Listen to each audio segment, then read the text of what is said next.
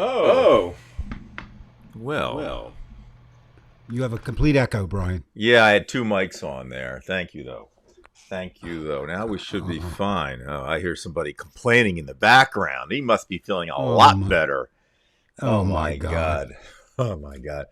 Pay no mind to that voice in the back there. So welcome, everybody, to Divided We Stand. If you just happen to click this channel, well, you're in luck because you're going to meet one hell of a different type guy in a minute or two. So stay here. Just stay here. And I warned you. It's 9:08 p.m. Eastern Daylight Time on the 3rd of June. And this is our 172nd show, which I believe is a record. Yeah, I think we actually have done more shows now than Head in the Box and even our own shows, because 171 was the record. Excuse me while I get a drink. This is just water. In any case, if you're unfamiliar with this channel, this is Divided We Stand. This is a group that was created simply because a friend of mine and I believe that it's impossible to negotiate with an intransigent fascist party such as the Republican Party. And there's no need to think that we can work together with them right now. We also have a Facebook group page. We invite you to join that. There are a few questions you have to agree to before you join. But we also would ask that you subscribe to this channel. We don't have many subscribers, but those people here are faithful and loyal to us, and we have a great time commiserating. It is called the Divided We Stand channel. So please subscribe and hit like if you enjoy the conversation. So in any case, I did promise you something exciting tonight, and directly from Washington, D.C., we have a man who just finished his large fries at Nationals Park after having a heart operation. My only question would be, did those large fries have a lot of salt? We are going to now meet with our David Price, a journalist, a former educator, and now he's just a pain in the ass. All right, Dave. Brian, it's good to see you. Listening to that song that you chose to open the show, I want you to give a promise to everybody out there that you will never, no matter how much offered, no matter how much money you're offered, no matter how much pressure you're under, you will never provide the musical score for a TV show, a movie, or radio show. Because I didn't understand a word of that. No, you're not supposed to. You're not supposed to. This Was song was called language? It was in Russian. The title of the song is Nikovo ne ostanется, which means nobody will remain. You know, that everything will be figured out, but we won't remain. I guess they're talking about the earth. You know, sometimes you can't really tell with songs because they're like metaphors. We do a lot, not as much as some, but of course, when you talk about divided the country, we are kind of divided along people who believe that climate change is real and climate change isn't. Do you think that song was about that? And not the division. No. Well, you know what? I don't know. No, I think it was too broadly general. I should mention the name of the group is Tequila Jazz, and it's an alternative rock group. It's been around since the 1990s in Russia. They are now a group in exile because as soon as the war broke out in Ukraine, they left, and they saw where things were moving. And they're really hip. I mean, you can tell that doesn't sound like Russian music, aside from the Russian language. But they're very popular within alternative music in Russia. And now they make their money playing in, I think, like places like Latvia and throughout Europe. I'd like to see them come to the United States. But, you know, obviously, mainly only Russians would know who they were. But they've got some real cool, tight alternative rock and roll. And I enjoy their music. If you are into them, they have a Facebook page, Tequila Jazz. And it's really good stuff. It's, you know, you don't have to understand Russian to like the music. It's I can't even explain. I think it's got, you know, you get a little bit of King Crimson in there, and then you get a little bit of pop music in there. It has, like, it seems like he's borrowing from a lot of American and English groups. So it's some good stuff. And I thought I'd throw that. Did you say Tequila Jazz or To Kill the Jazz? Tequila Jazz. Don't mind my mumbling, okay? So can I ask you? Can I ask you? Now, did the doctor suggest you have large fries?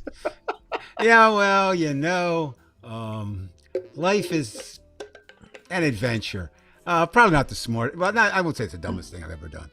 But You better I last through the decide. whole show here, fella. Oh, I will. Um, Actually, as you can imagine, it's relatively hard, although it can be done, to get healthy food at a ballpark.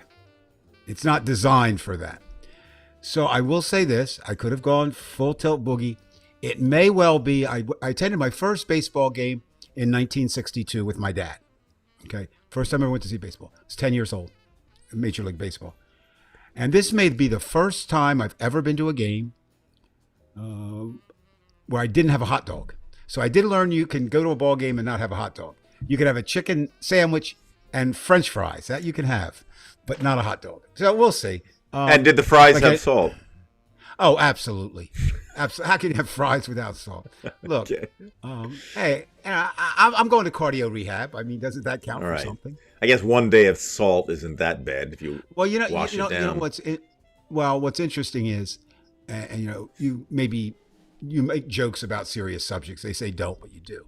So I think everybody probably knows what 9 weeks ago now, I guess coming up, I had triple bypass, and I feel better, honestly.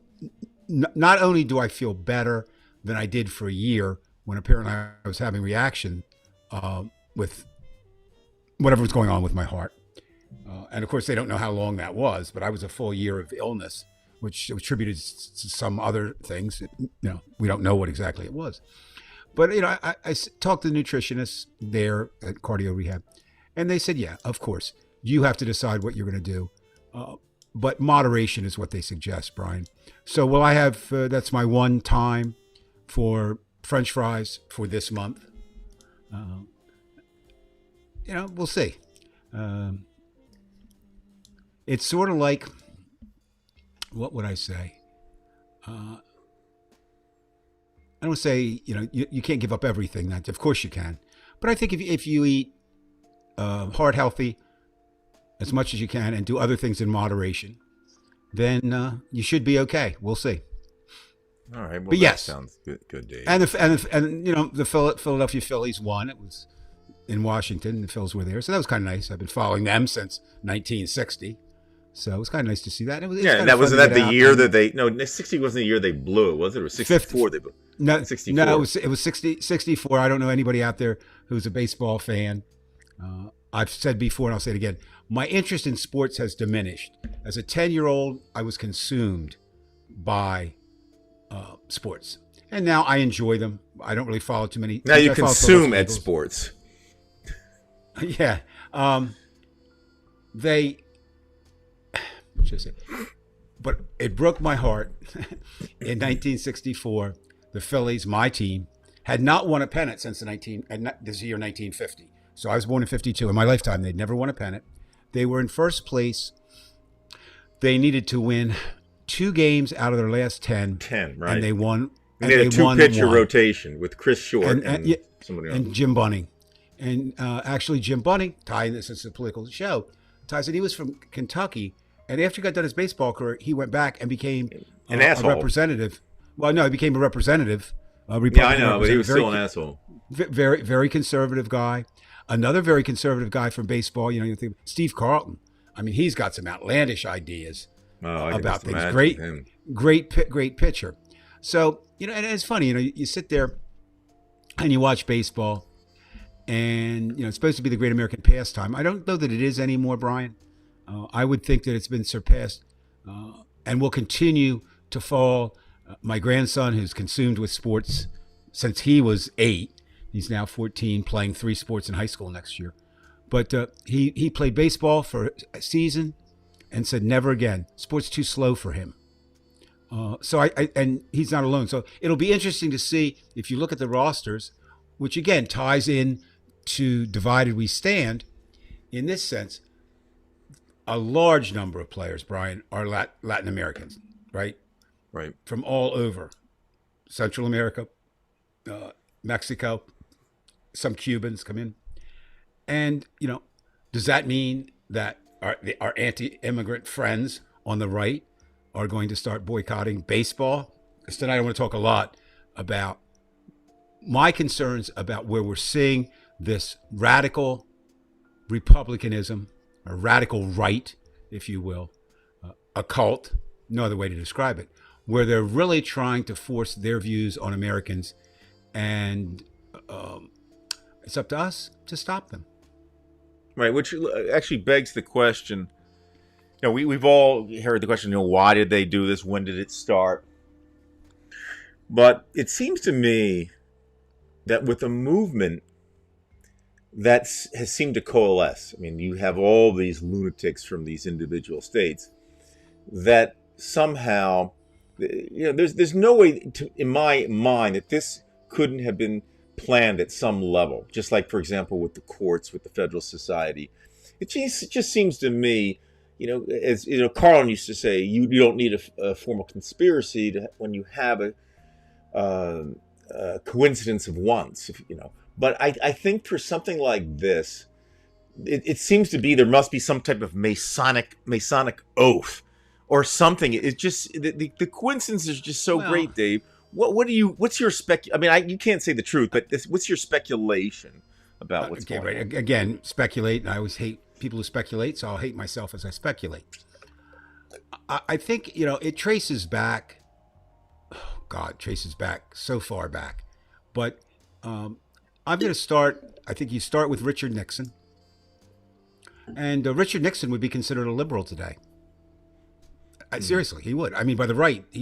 But what he did is he realized there was power in the rural and the vote of the uneducated and the South.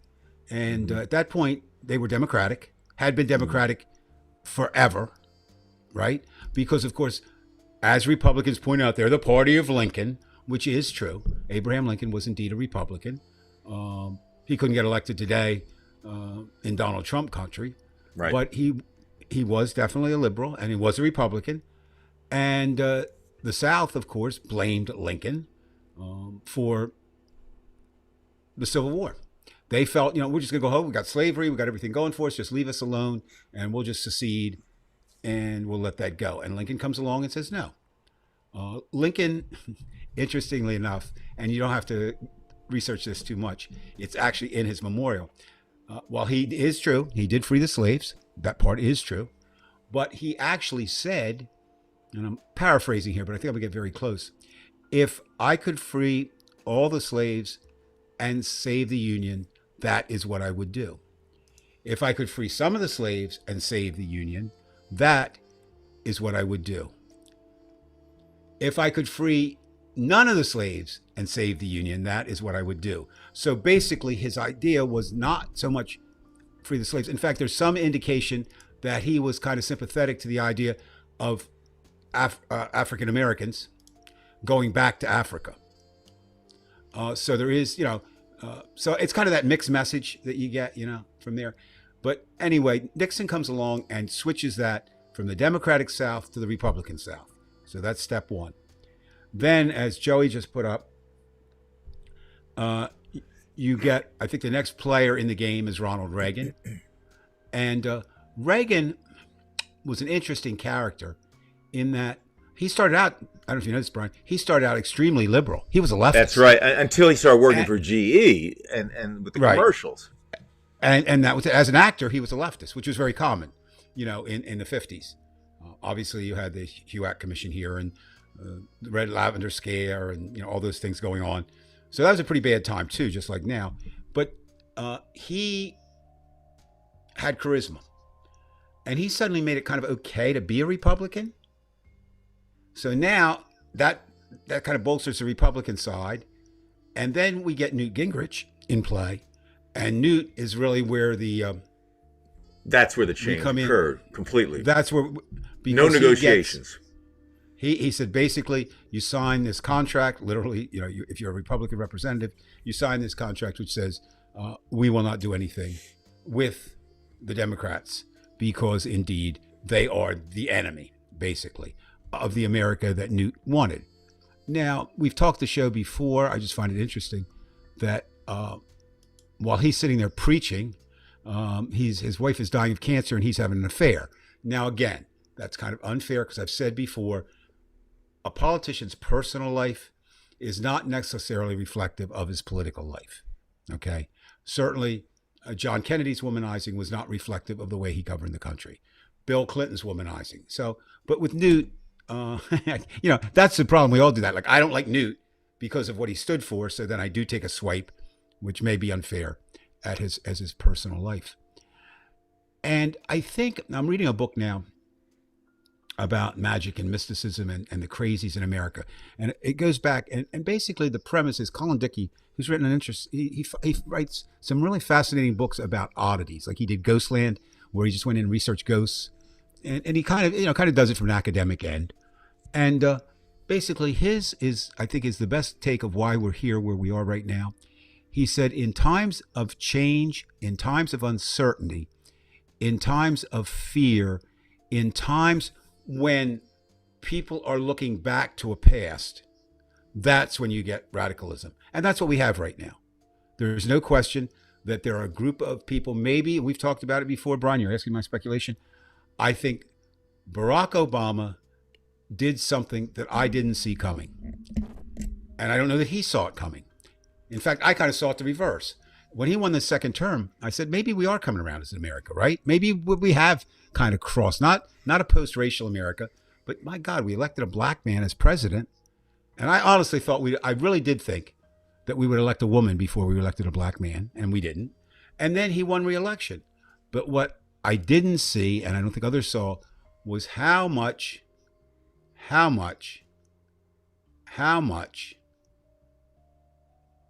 Donald Trump, the candidate, was able to, not channel, I'm looking for a word, I'm lost for a word, but how much he was able to articulate, that's the word I'm looking for, articulate a position that many Americans had taken that we didn't know they had taken, right? I'm sure, Brian, that everybody out there who's listening has a friend or family member or someone, when they came out for Trump, you were truly surprised. Because we looked at it as, here's a man who embodies all that's bad about America.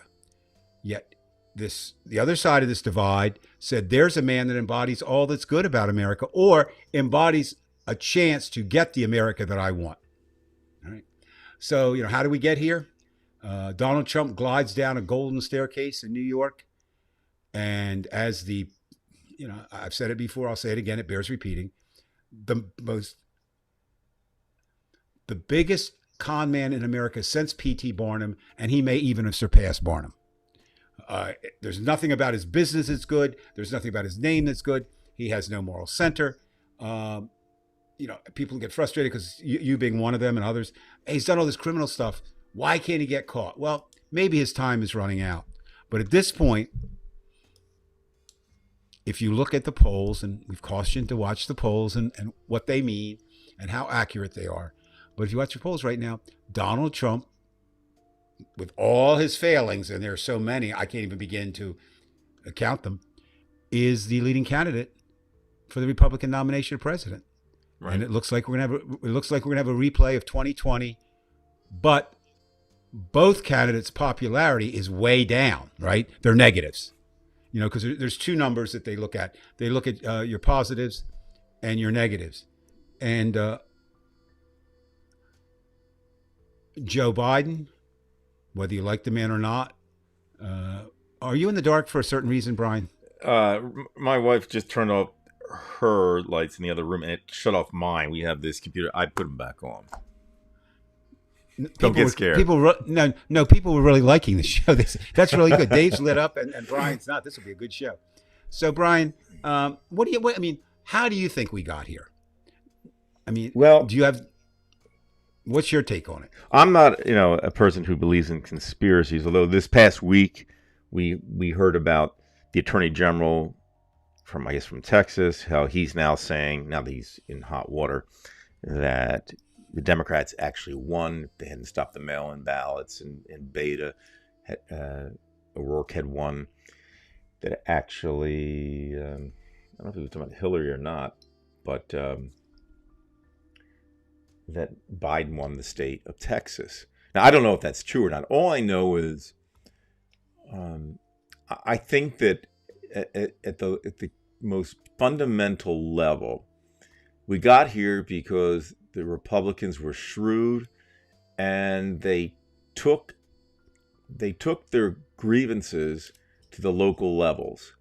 Yeah, And that's yes. they realize if we can get there in the weeds and work our way up, that would be a lot easier from the bottom, from the top down. And I think that's what happened. And they didn't have to do too much, but they had to do it quickly. For example, they had Republican governors, and they had, within the courts within the states, they were able to gerrymander. And once they started gerrymandering, there's where you start getting the political power, because there you have the power in the Congress. And then if you have a corrupt governor or a corrupt attorney general, like they did in Texas, then they can play games with votes, or just look with Trump with the courts. I mean, there was a post by a Facebook friend of mine who used to live in New Jersey, and he's a real smart guy. He actually is a journalist for a newspaper in North Carolina. He just said, I guess he said rhetorically, how is it that with all that Trump's done, they can't put him away? And I said that, this is basically a system that he set up, the Roy Cohn blueprint. And it wasn't a matter of justice. It was a matter of, you have to know who the judge is, or who the judges are. And they have basically been a cancer. And we talked about this last week. A lot of the people who have commented last week about, minority rule, meaning the Republicans. So my speculation is, we start with 1993 when you mentioned with Gingrich. Gingrich says, no more deals. We're going to be ourselves, and we're going to bully our way through. And that's exactly what they did. And it became successful. I mean, they didn't get all the presidencies, although you must admit in 2000, Gore won the popular vote. You know what I mean? This was something that you would not have thought about in this day and age. Like, we always knew the Electoral College was there, but we never really needed it. You just knew that things were going to work out right. But they didn't work out right in 2000, and they certainly didn't work out in 2016. So why should they work any better? Because, well, they won't. They're going to take advantage of it. Very simply, they won't. Okay, the Electoral College may have had a purpose or at one point, but it certainly does not now. If anything, it's counterproductive to American democracy. Of course, they will argue, those who support that, is we're not really a democracy, we're a republic, and we need to run it through. And we have to remember, everyone, from all the research that I've done, and it isn't voluminous, but it's quite a bit, that the founding fathers were not for the common man. They were the elitist of their time too, right? But what they wanted to do was, they saw that America could be a country on its own, and they pushed for that, right? I mean, George Washington at one point was the largest landholder in the state of Virginia, right?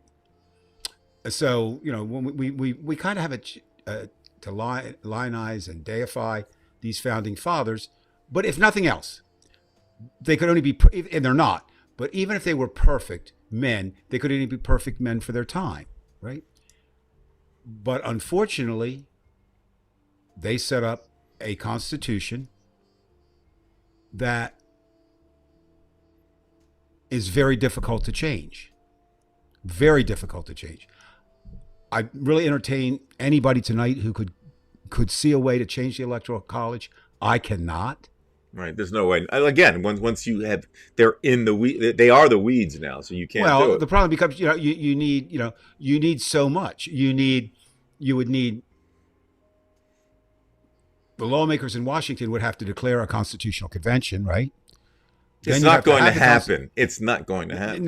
Right. Then you would have to have the Constitutional Convention would have to come up and agree that the Electoral College should be abolished.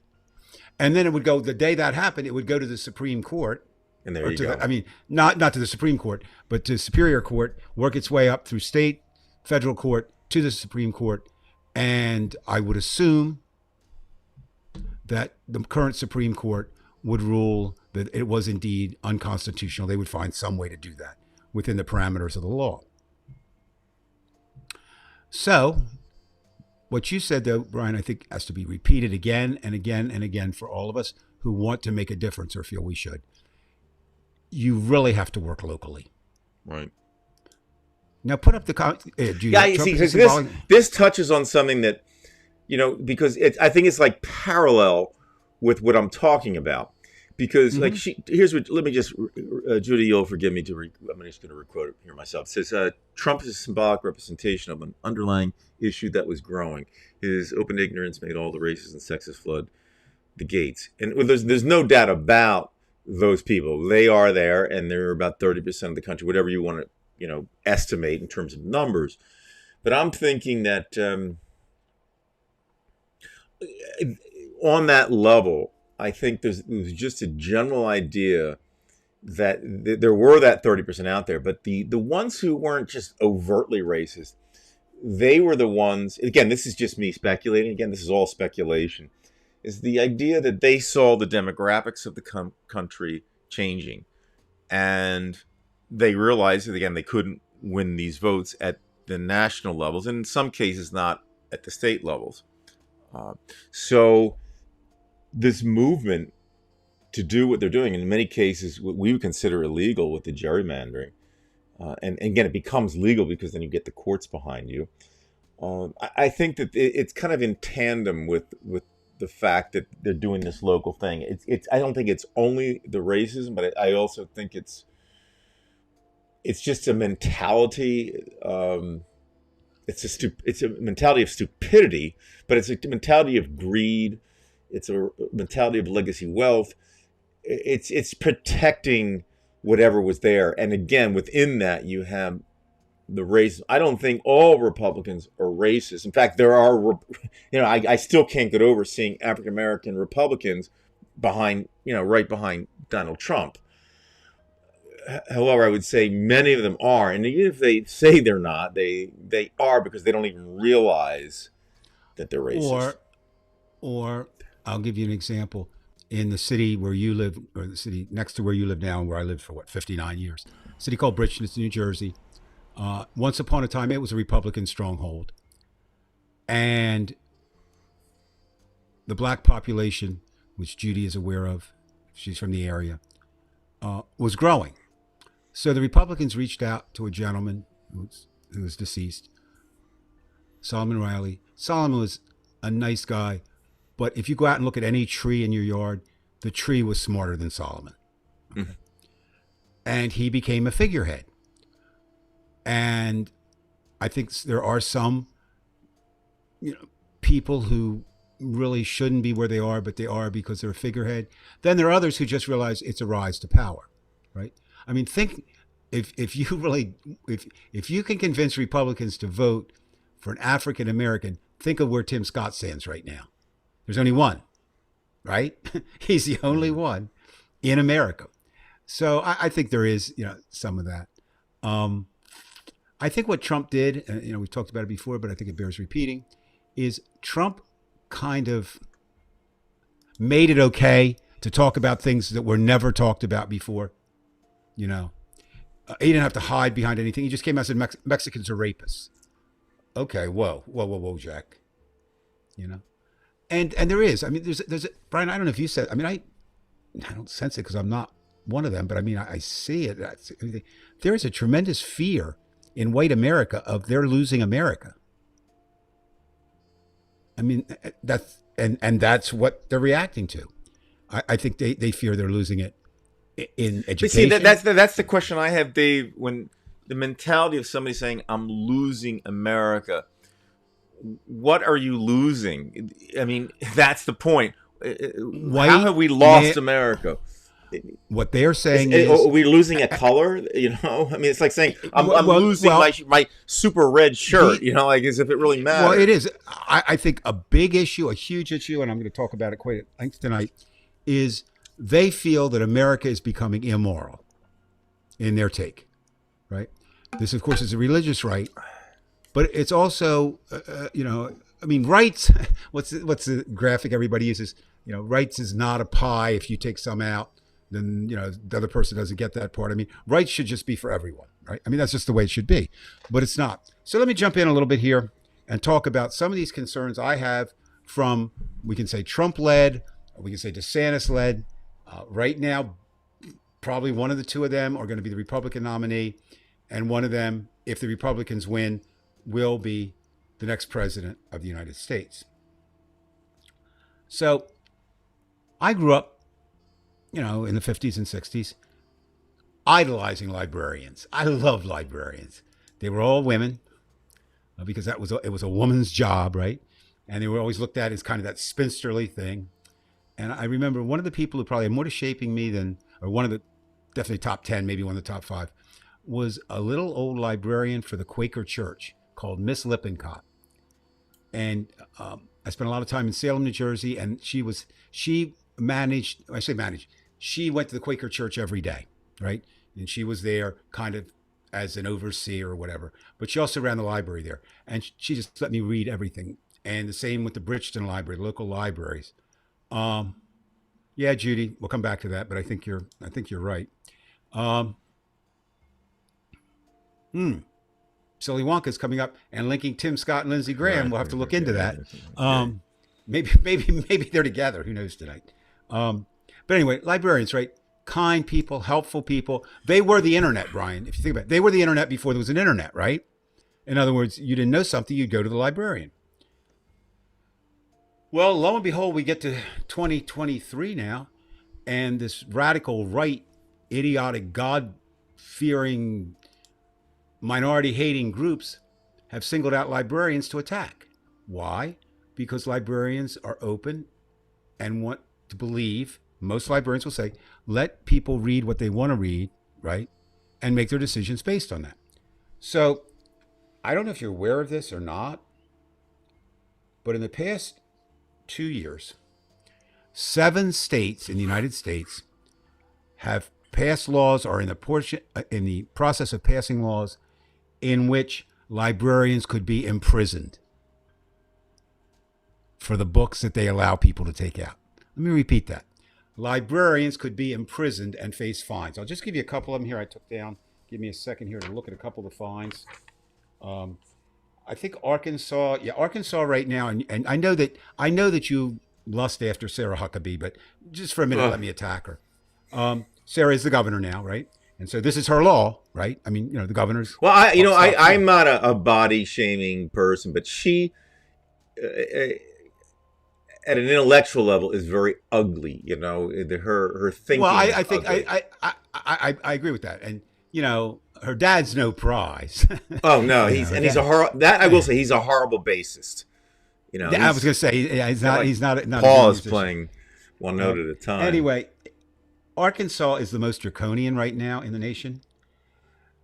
Librarians can be imprisoned for up to 6 years and fined up to $10,000 if they distribute obscene or harmful texts. Now, I don't think anyone in their right mind would say that a 5-year-old should get an access to Playboy. Would you agree? Absolutely not. But my question is, who decides what's obscene and what's not obscene? And there you are. Okay, there you are. The only definition the Supreme Court has is one justice said, "I can't tell you what it is, but I know it when I see it." That's the only definition America has of obscenity. I mean, think about that. That's its rock base. Well, back in the medieval days, I believe with a painting, if there was a nude, if she was looking at the viewer, that was considered obscene. If she was not, it was considered artwork. I don't know that would clarify what is pornography and what is not today. But right. Now, all 50 states, in varying degrees, has laws against pornography and obscenity, right? All. I assume, right. But what they did up until the crazies came out of the woodwork is they exempted, really, excuse me, they exempted schools and libraries and museums from those standards, right? Now, what do libraries and schools and museums have in common? They're educators, right? I mean, they're where the educators go to do their educating, and it's where people go to learn. So basically, now what's happening though is in the states that are controlled by the radical right, they're saying no. Now, of course, you said what is obscene, right? what is pornographic. Some things I think we could all universally agree on. But then it gets tricky. Is Midnight Cowboy, for example, one of my favorite movies of all time? It got an X rating. Is that really pornographic? That's true. Well, no, I wouldn't consider it pornographic. But again, you have some, evangelical lunatic who looks at that and says, that's disgusting. You know, Easy Rider, another one. But here's the interesting thing, and this Lenny Bruce brought up long ago, is that you could have a love scene, which some would consider obscene, but yet we've had scenes of murder and war from the beginning of film, and that's okay. That just shows you the mentality. And I have to say the American mentality. How screwed up that is. Murder is murder. Violence is violence. Guns are guns, right? I'm not promoting pornography. I'm just saying that, somebody getting hit with a pillow is a little bit different than somebody, getting their brains blown out out of nowhere. It's so obvious to me. I would like to. I think what I would do. I mean, you can't, but if I could do this, it'd be pretty cool. If every parent who comes forward to ban a book, right? If you would ask them, will you ban guns too? And hear their answer. I almost guarantee you 90% plus would say no. I want this banned because this is a danger, but I do not want guns banned.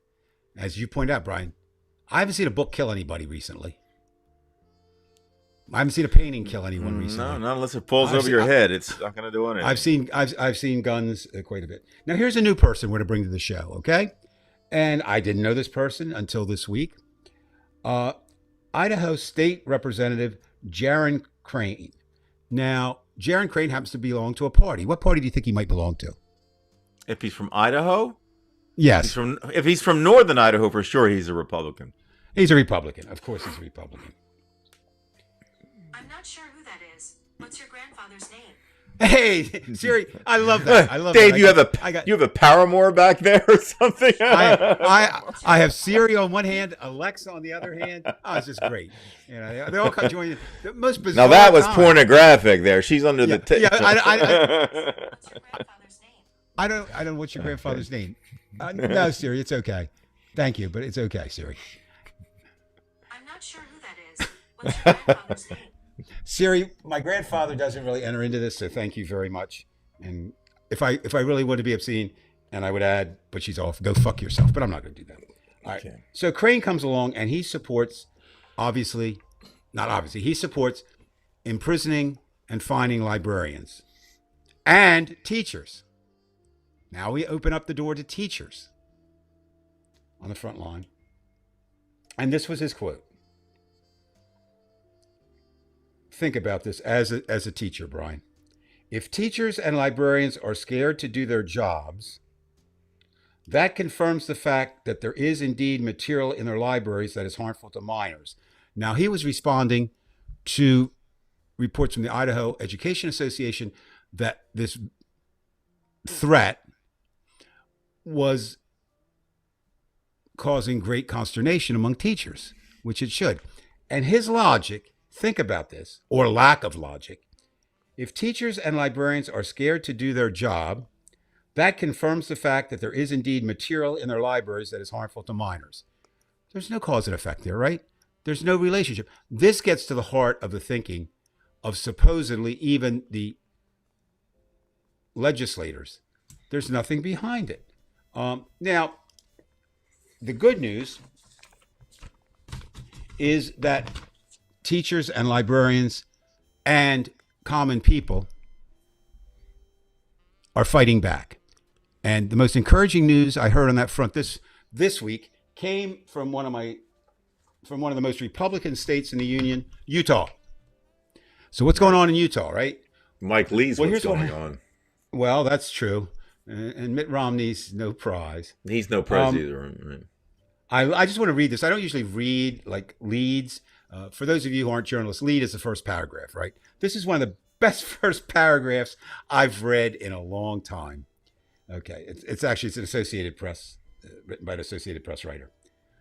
And this is a lead. The good book is being treated like a bad book in Utah after a parent frustrated by efforts to ban material from schools convinced a suburban district that some Bible verses were too vulgar or violent for younger children. That's a way to fight back, right? Mm. This parent was say, okay, you want to do that? We'll play that game. Judy put up earlier, Judy's comment of rape and incest. And so, but what's interesting in Utah, they have a second Bible. And that second Bible is the Book of Mormon, right? Because the Mormon Church controls Utah. There's no question about that. And while I actually do have respect for, Brian, I don't know if you do, I do have respect for those young people who do their missionary work. We have them here. In fact, I just talked to two of them recently. I have sympathy for them. That's about it. Well, I just think, that's kind of, they believe in what they're doing. I try to steer them in another direction. I know, but they also, tonight's a night of speculation. I speculate they're kind of in this pseudo Amway family where they're told do this, don't do that. And I think it was Sean Bradley, the 7'12" center for the Sixers was one of them. So. Yeah, well, obviously, simplistically, if assuming you're raised by parents, right? Assuming, you usually do go one of two ways, right? You either reject your parents' ideas or follow them. So I think you're right. Certainly, very, very few young people that get indoctrinated, if you will, into religion. Obviously, it usually comes from their parents, right? Now, sometimes later, there are teenagers, and sometimes even probably preteens who go and get in the church. So anyway, this district, it's a 72,000 student district, Davis School District. It's north of Salt Lake City. And that's where this woman filed a request to ban the Bible. And what they did, Solomon-like, right? They banned the Bible in elementary and middle schools while keeping it in high school. Now, of course, you'd have to ask the rationale for that. And of course, that might be a good idea. Book bans universally, maybe, we've said before, maybe some things are not fit for certain age groups to read. Maybe, or certainly see. But of course, in Utah, one of the other types of books they ban, what would be a group that they don't like in Utah? Besides liberals? We're in Utah long. I was just going to say the Democratic Party. Well, that's true. But we're in Utah long before there were Republicans and Democrats. Well, everything related to being liberal. So it would be gay. I'm talking before there were that. Before, in Utah? They were in Utah there first. What did the they Ute hate? Indians. The Utah Indians, Native Americans. And so many of these books that are being banned in Utah deal with questions raised about our treatment of Native Americans. Now, I don't understand how anybody can look at American history and think that we treated Native Americans well. Just like I don't think anyone can look at history and say that we treated African Americans well. Just as we can look at history and say that we treated African Americans, as I say, well, or that we treated Hispanic immigrants well, or that we treated any of our immigrants well, except for the original British. Every other immigrant group, Germans were hated, but then they got assimilated. Irish were hated, then they got assimilated. Really, Eastern Europeans were despised and reviled, but then they got assimilated to a certain extent. Roman Catholics certainly were discriminated against. But I still think if you had to say, women, but if you had to say what group has suffered the most from America's policy of non-inclusion, I'd have to go with the Native Americans. I really would, because they still are suffering. Not that the other groups aren't, but they're there. And so that gets back to your point, Brian, which is although I would hate. I know I wouldn't even. That one I wouldn't spec on because it's like comparing scars. It's just. I know. I realize because you don't want to think like, well, this scar is not quite as big, so. Well, no, but I'm just saying we do that. I'm just saying that's just my opinion. No, I know, I get it. It's just that nobody has a monopoly on suffering, but there's so much suffering, especially the number of years. Again, I don't want to compare, but that gets back if we put all that, yeah, then that gets back to what these people who want to go back to an America, Right, to what? they want Right? all To that? they want all those groups to not be Then, included. then where are they again? Where are they getting this romantic, nostalgic view of the past? What am I missing here, Dave? Apparently, and I'm again, this is yeah, we could just call this speculating all over the damn place, which I said we shouldn't do. But tonight's a night, good night to do it. So ask your question again, Brian. What was it you just asked? I'm saying, where are they getting this romantic, nostalgic view of the past? I mean, I hope they're not getting it from history class. I hope it's not getting passed down from their parents. I hope that it's not a movie they saw. I hope that it's not a politician that says, I think it begins with the parents. I do. For example, take Bridgeton again, the city that you live a quarter mile from the city line. I lived a quarter mile from the city line. We actually lived in the same neighborhood.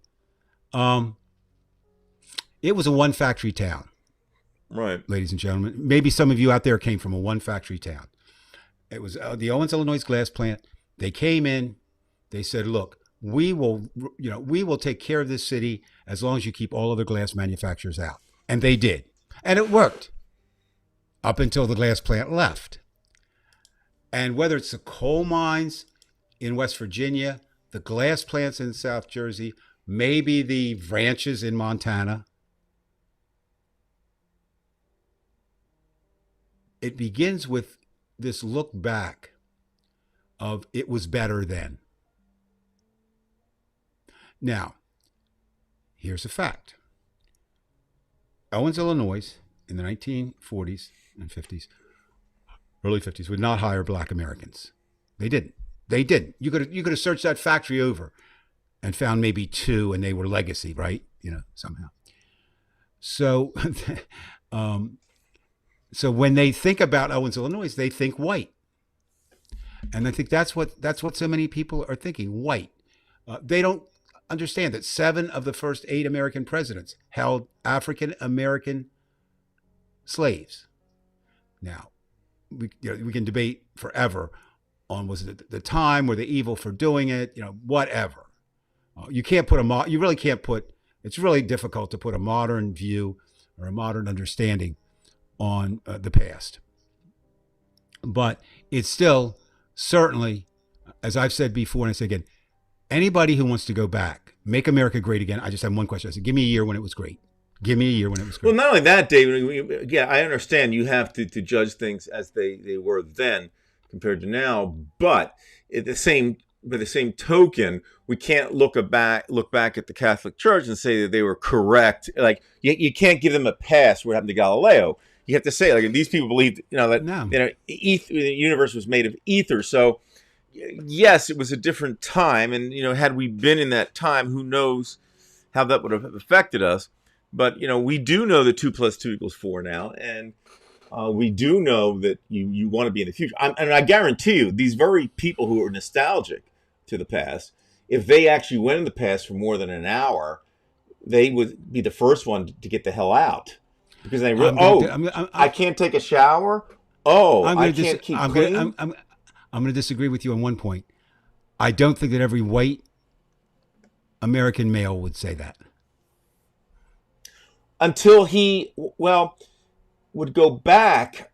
I don't know what, even if he were living, high up in society, your general day is a struggle compared to today. Well, again, it would depend. I wouldn't want to go back. Would you go back? I mean, if you didn't know what the future was, going back would be one thing. If you did know, it would be something else. And of course, H.G. Wells might have sent people back. We can't. And we're talking about that. Put the thing Gary just put up there again. I kind of like what Gary put up. And we'll talk about that a little bit too, because we're there right now. The evangelical trend seems more about preparing for the end of times than returning to any past. And that's a really big problem. I think, from my limited understanding of Christianity, I went to church for 17 years and then decided it wasn't for me. For anybody, I was a Methodist. But if you think about that, right? your best life happens after you die, right? In Christianity, if you're with Christ, correct? Am I Well, correct, Brian? What do you? you Christians, that is the idea, to offer pie in the sky. I mean, they did that to but African American slaves. I mean, I'm just talking. But that is the idea. If you are truly a Christian, right, right? You give in up belief, the earth with as it no is now for the future of heaven. with no Yes. questioning. I'm not saying all Christians. I'm saying if you're a Christian who doesn't question, and so why wouldn't you? In some cases, especially if you're strict evangelical, why wouldn't you want to bring about the end of times? Well, that's And what I think, Christopher Hitchens said. Like, these are the people, and that's what, you know. and that's what Gary's saying. And I think the other thing is that I think it's also a kind of another aspect of that is they look at this as the harbinger of the end of times. And so I think that many of them, I can't say all of them, many of them, when they fight, when they want to put these librarians and teachers in prison and fine them, they think they're fighting God's fight. And they think they're getting closer to heaven. Very similar in a way to the kamikaze pilots in World War II, right? They were willing to give very comparable to the jihadists and Islamic terrorists who believe that they'll get 72 Vestal virgins or whatever it is when they go to heaven. So I really think, and I think that kind of explains their outlook. I think they want to go back to a time, and this is where I agree with you, Brian. You were talking about scientifically. We've said that before. We live in the best times ever. We do. End of story. No discussion. And 100 years from now, if humans are still here, the times will be better than they are now at certain levels, right? I mean, in terms of health, in terms of what we know, in terms of science, in terms of discovery, barring something And unforeseen. medicine in general. You would not be alive today. I don't live 30 years ago. I'm dead. Mm-hmm. And that's not that long ago. 30 years ago is almost right. And that's something to really ponder. The say to yourself, 21st I would have been century. dead 30 years ago. Right. So that's one area they're looking at. Now, this is another thing that was going on this week. I don't know if you were following this or not. Related. Are you familiar with what happened with drag shows this week? I think you mentioned Well, military. okay. Military Right. says that Well, what no happens longer is drag shows. now one of the, this is like Black History Month, right? But this is Gay Pride Month. I think that every month should be Gay Pride Month. I think that every month should be Black History Month. But we tend to designate things, and that's how this was done. So apparently, and I don't know much about it, but at the Nellis Air Force Base in Nevada, on a couple occasions, they've used to kick off Gay Pride Month. They've had drag shows. Now, I don't know. I'm assuming, I don't know this. I'm assuming that they brought performers on to do that, right? Not necessarily soldiers from the base to do that. Well, your favorite male Republican in Congress, Matt Gaetz, we all know how moral Matt Gaetz is, right? Led the fight to say that this was not American and should not be allowed. Now, does that mean drag show participants are not Americans? Does that mean drag shows are not Americans? What does he mean? And unfortunately, I think the Biden administration decided to back down and not have the show. Now, and we've said it before, Brian, I think it's true. With a bully, sometimes you got to stand there and fight them. They're not going to respect you any other way. Why? I don't know why. Maybe Biden, it wasn't Biden's decision, but maybe the administration felt that the debt ceiling was more important, right? Right now, let's not fight over this. Let's give them that. However, here comes another positive. 3 days after that happens, we move to the state of Tennessee. Tennessee is a Republican state, correct, Brian? Correct. Republican states have Trump judges, correct? Correct. And gerrymandered. So Tennessee passed a very restrictive anti-drag law. Not just the show's appearances, all types of limit of anyone in drag, which of course crosses to transvestites and a number of people. And you could actually go the other way now. I guess you could talk about women who dress as men, although normally the drag queen is thought of as a man, as posing as, or dressing up as a woman. Well, the Tennessee version of the ACLU got involved. And here's the thing. It went before a federal judge appointed by Trump, and the federal judge blocked the bill, said it was unconstitutional. So on one hand, we have the supposedly Democratic-led administration caving, right, on the Nellis Air Force Base thing. And then in Tennessee, we have a judge ruling that is, and I think it was true, is unconstitutional restriction on the freedom of speech. Now, a lot of people don't quite understand this, but freedom of speech, it's not just about what you say, Brian. It also involves clothing and what you do. You know what I mean? The freedom to express yourself. It's really the freedom to express yourself. For example, if you're wearing a T-shirt that has a symbol on it or has words on it, that falls under the speech category, and costuming would fall under the speech category. So it'll be interesting to see how that plays out. Again, it's our evangelical friends. We could, saying this is ungodly. We look at Utah, and they're talking about, they're looking at, is the Bible ungodly? And then we've got the extreme right, using the Bible to justify its support, and it's just not there. But that would be fine if it stopped there. Now we're getting really crazy. Let's get really crazy tonight about and I say tongue in cheek, our friends on the Republican side. And when I say that, the radical right. Okay, so my time of watching Disney movies is kind of over because my grandchildren are too old to watch them now. I'm too old to watch them now, and my son, who will be 50, is a little bit old to watch them. But of course, Disney is continuing. And forget about its fight for a moment. We've talked a lot about that. Its fight with DeSantis in Florida. But they just released a new version of The Little Mermaid. Now, do you know, this is a test, do you know who wrote The Little Mermaid?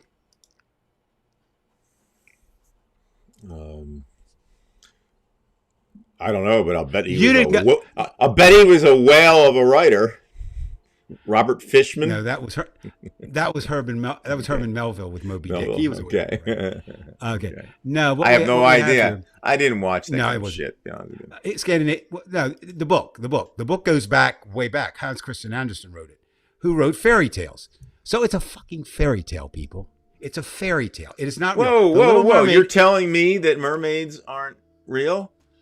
Well, let's put it like this. Mermaids aren't real, and The Little Mermaid is not real. Okay. Oh, shit. But of course, Hans Christian Andersen comes from Scandinavian area. So his initial mermaid, red hair, blue eyes, white skin, where she didn't have fish scales, right? And of course, that's how were portrayed drawings from the time he created it till now.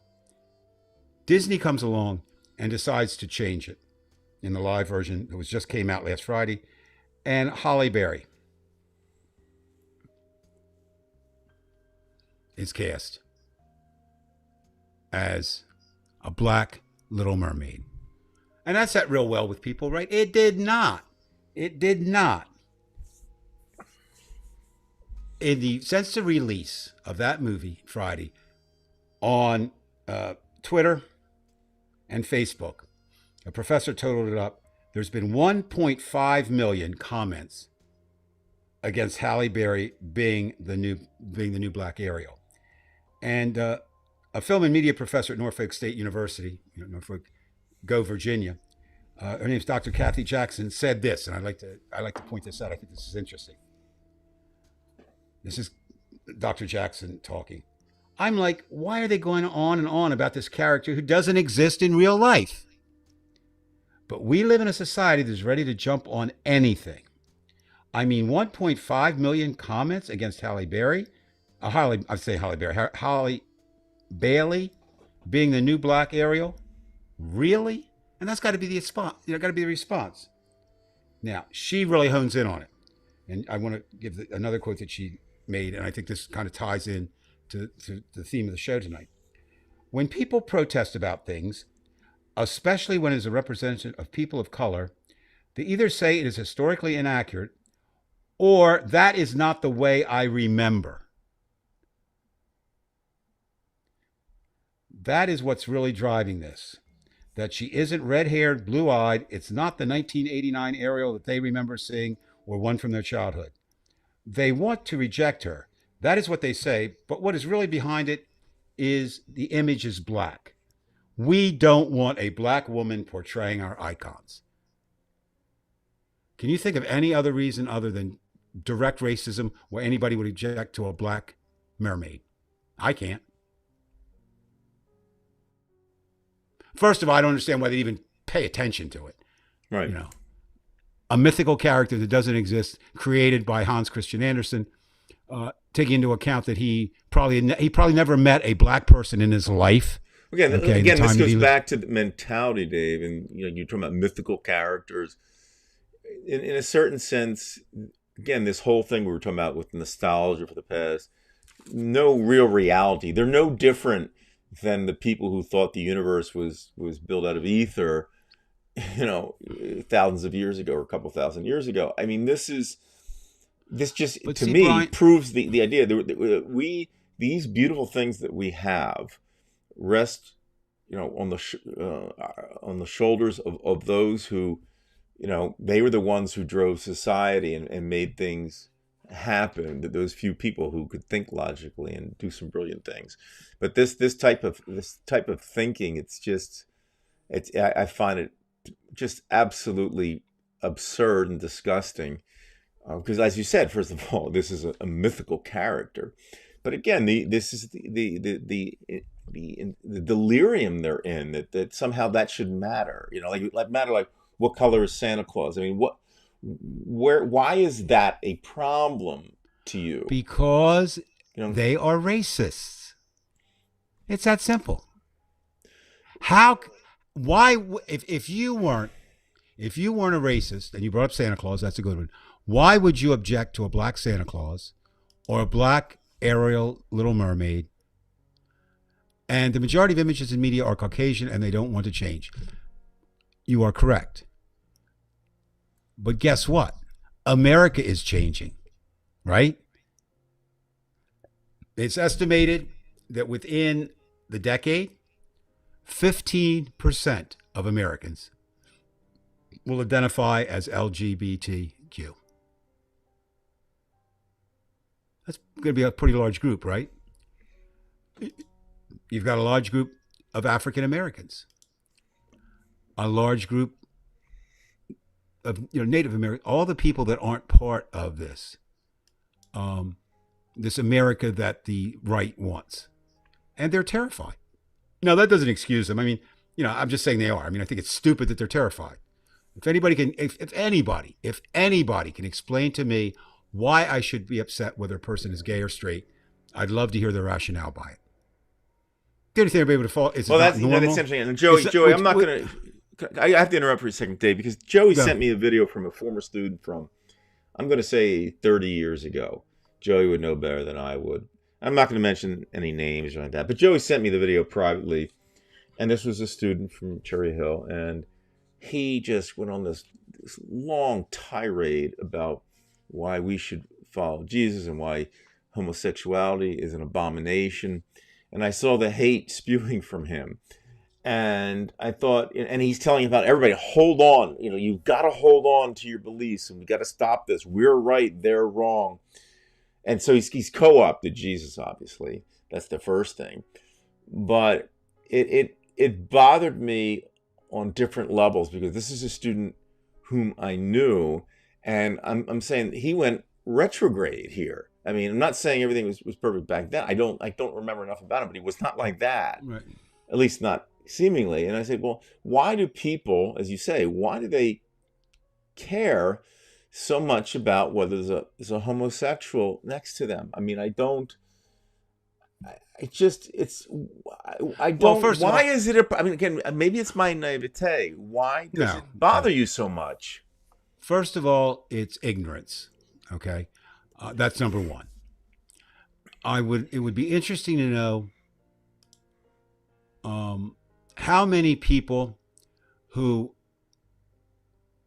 want to get rid of homosexuals have a homosexual friend, have even a homosexual, they talk to, right? Now, if they do, what they will do is what white people have done since the beginning of time. And this is that. Oh, they're different. What makes them different, right? I mean, you've heard that. I'm sure you've heard somewhere in your life where you're around somebody who didn't like black people but had black friends. Oh, he's different or she's different, right? So they really can they really set up the rules the way they want.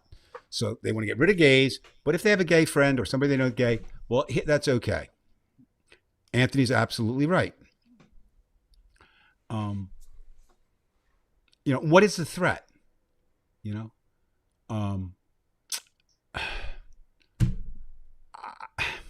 Or they fall back on false religious beliefs, that God frowns on homosexuals or created deviancy.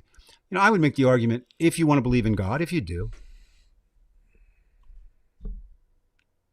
didn't God create homosexuals? Right? I mean, I don't know. Well, they should know that there's a divide between church and state in our country, and they should understand. You may have beliefs about that, but you cannot inflict your beliefs on do you understand of society. What you're saying is exactly what they don't believe. They don't believe there's a separation between church and state. They don't believe there should be. They believe once there wasn't one, and somehow one came in, and now we got to get back to that one that wasn't. And the founding fathers were very clear. Separation of church and state. They knew. They came from England, right? The Anglican Church, one church. The Puritans, who we call the Pilgrims, who, by the way, didn't land on Plymouth Rock. Here's an interesting aside for any history buffs. I ran across this, and I was pretty well researched. Do you know why? And I did not. Speaking of our friends, the Pilgrims, who we have so much to set so much of our culture, Puritan culture. Do you know why they landed at Plymouth Rock? Or at Plymouth? They didn't land at Plymouth Rock. Why they landed at Plymouth? If I did know, I don't remember. Okay, you probably wouldn't because it's not. And I'm not going to speculate on either, aside from chance. It was a little bit. Well, what had happened was they were actually They knew at that point. They knew enough that the Jamestown colony, Virginia, had been established, and they were actually going to come toward that, and they ran out of beer. Seriously. Now, why beer? What couldn't you hold? Water wouldn't hold the whole time. So they had to have fermented drinks. So they actually came in and stopped there and then just kind of put their temp down. It's the same as leaving work early without permission. Sin is sin. That's an interesting word, Brian. Maybe we'll spend a few minutes on that tonight. Which one? Sin is the word sin. That's a really hard word. What is a sin? Who determines what is a sin? Now, I'm going to, I'll offend every person who has belief in God in this, but last I knew, God didn't stand on the street corner and list man's sins. Men, and basically men, because they've been in charge, interpret what sin is. Back to our Puritans. Remember the Scarlet Letter? One of the great American novels. Sin is anything, and again, if there's one rule, and you and I have discussed this privately, right? And we both agree that if there's one rule that you would need, you'd only need one, and that would be do no harm. And in that, to me, if you want to call it a sin, once you cause harm. So in that sense, And in my books, I'd even, it's not a sin. I'd even take it a step further. Why I don't believe in sin is that, to me, sin is something that you do willfully, knowing that it's wrong. Right. So in your do no harm, if I know it's wrong to harm this person, where I kind of part company with that do no harm is there are some people who are so screwed up that they don't even know they're doing it. Do you know what I mean? I'm not giving them a pass. I'm Well, just there's saying, the old ignorance is violence idea. I mean, that's yeah. I mean, and so you could argue that all night, but basically, of course, we get the idea of sin is so tied into the Bible, right? That whenever we say that, we think of that like, um, I don't know. I'm trying to think of, Joe Namath's biggest sin was he was a womanizer. I'm making that up, right? But is that a sin? You know, what is a sin? Is being black a sin? Is being a woman a sin? Is being Native American a sin? Sin has to come back to religion, and therefore it should not exist. It shouldn't exist in American political vocabulary. Would you agree? If America is predicated, one of its pillars is separation of church and state. Sin is a church word Yes, and should not be part of American government. I agree. Yet it is. Okay, you'll hear politicians from Marjorie Taylor Greene to Matt Gaetz. Donald Trump doesn't talk about sin too much because I don't think there's any sin that he hasn't committed.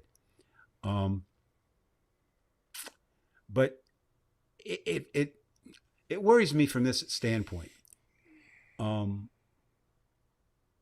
We have, like I said, I believe this, speculation. I believe it to be true. We really aren't a nation divided in two. We're really a nation divided into three, Brian.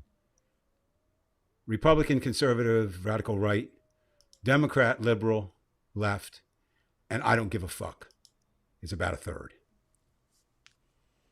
So again, I don't see that I don't give a fuck third moving in mass to either the liberal side or the conservative side. So I don't see any way we get out of this at any time soon. Now, you could probably get someone tonight in Washington, D.C. who would argue that the compromise on the debt ceiling indicates that that's not true, that we can get somewhere. Show me any other prominent legislative matter where there's been any compromise. I haven't seen one. Democrats vote Democratic, Republicans vote as a block. Once in a while, the Republican caucus, which is the right wing, will pull away from its caucus, but they're not going to vote with the Democrats.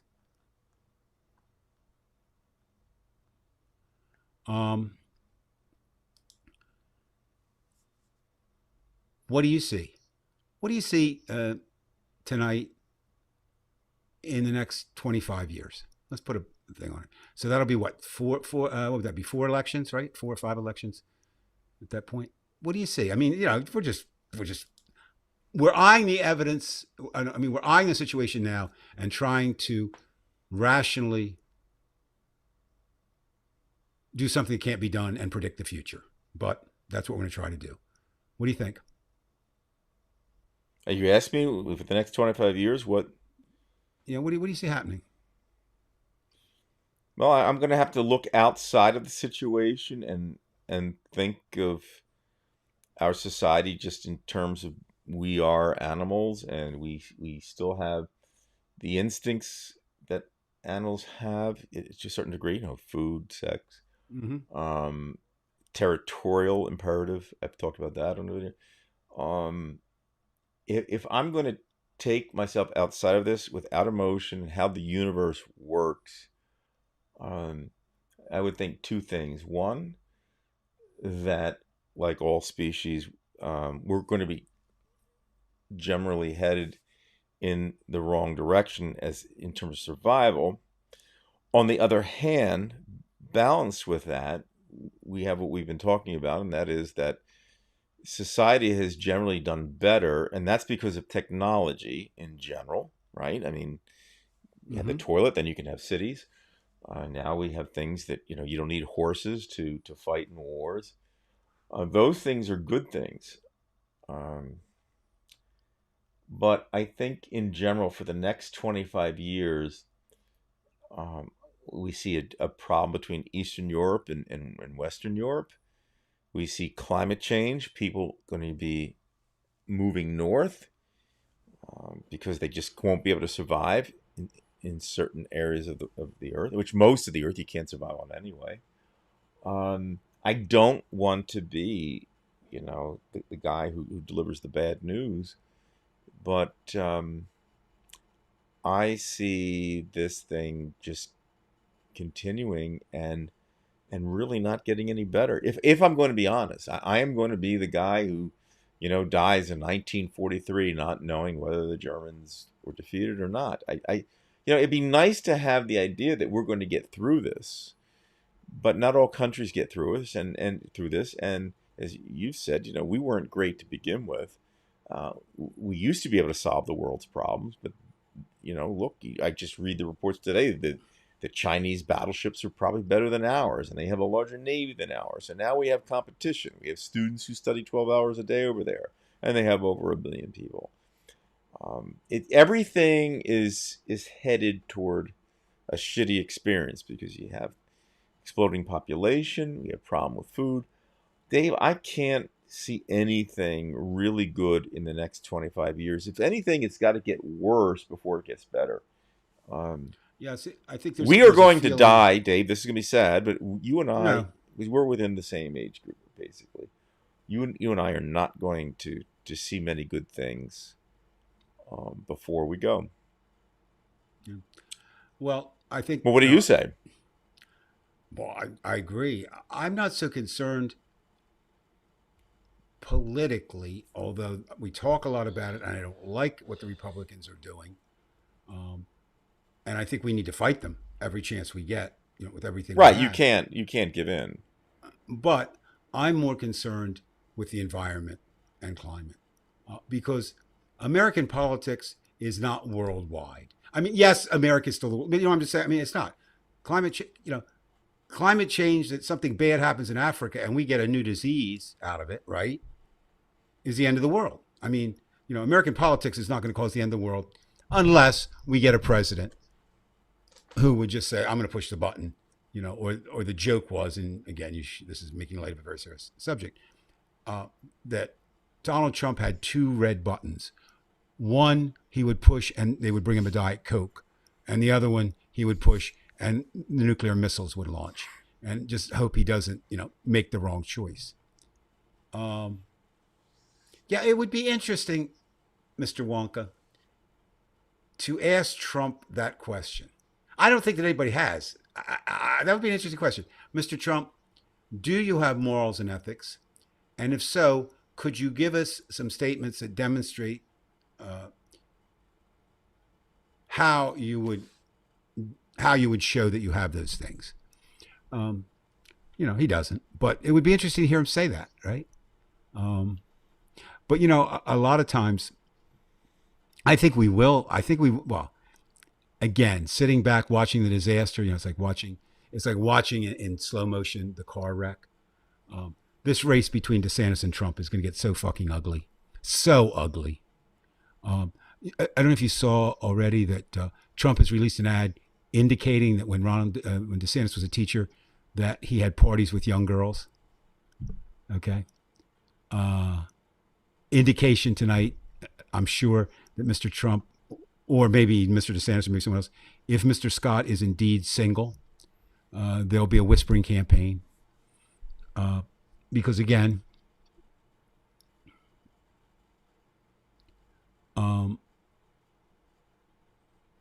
it's just going to be so ugly. So I think politics is going to get more ugly and more divisive. And you could always say, Brian, that no empire has ever withstood or stood forever. Correct? I mean, we don't have any. Right. What would be the last? I guess the last one to fall would be the British Empire. I guess was the last. Because the old saying, "The sun never sets" on the British Empire, which was indeed true. That's fair enough. But none have, and we were. Although I think Russia thinks that they have 1,000-year empire. And my argument with that is, to me, now again, I'm not Webster's dictionary, but in my mind, to have an empire, you have to be outside your country.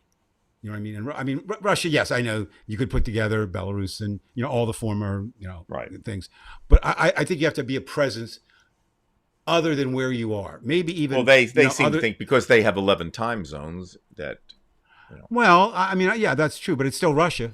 I mean, if they reunite, I mean, it would still be Soviet Union, right? No, look, I'm not arguing with it, but I'm just no. telling you that's how they think. No, and I think communism, again, it's kind of interesting. I'm thinking about this now, and I'm probably going to put my foot in my mouth, but I'm thinking, okay, the British Empire was governmental in nature, not philosophical in nature. Okay, England believed it was all that, and was able to somewhat prove that by taking on India and Africa and Canada and Australia. As I understand Russia, when it moved into Eastern Europe, I mean, it was more a political philosophy, right? Communism. I mean, does that, so is there a difference in empire? I mean, I don't know, but I think one was political in nature. The other was just kind of a land grab. But America had an empire too. Okay. The difference is that we didn't really colonize. We just influenced. There's not a Central American country that we didn't influence the politics of through CIA, through through the United Fruit Company. So we were an empire. So we're up there, and we were the envy of the world. Now, there's a question for you, Brian. You talk to Russians a lot, frequently. Well, at least every week. Today, I was talking to somebody. Right? Yeah, I know. Most Americans think of America at some point in their lives as being this, not the shiny city on the hill or the shiny country on the hill, but as a place people want to come for freedom and because it's good. Do you think that's still the case in the United States? Or do you think we've aired our dirty laundry so much and our linen so much that well, if you're coming from a repressed government or society, it's still a place to come to, and especially if you have easy access to it. But I don't think people, for example, in the Netherlands or in France necessarily want to come here. I mean, and they're complaining about their age of Social Security, and it's they went up to going to go up to 64 maybe, and ours is at 67 right now, and who knows what it'll go up to. So, but there's no mad rush to come here. I think that's kind of this idea that we have of ourselves. It's kind of wrong.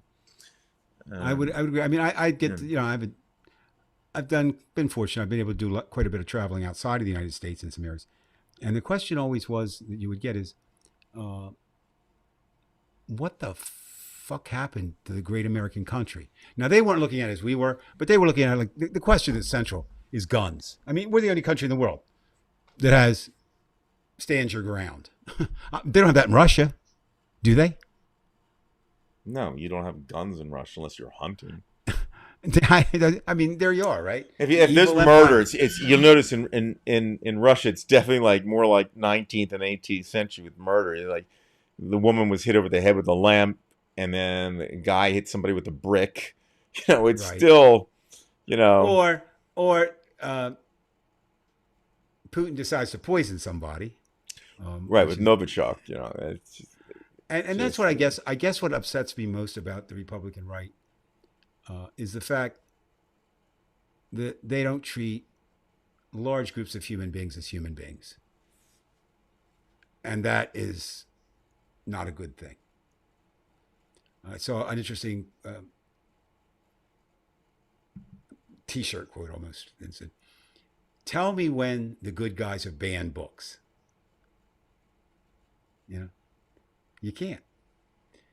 America is supposed to be about freedom.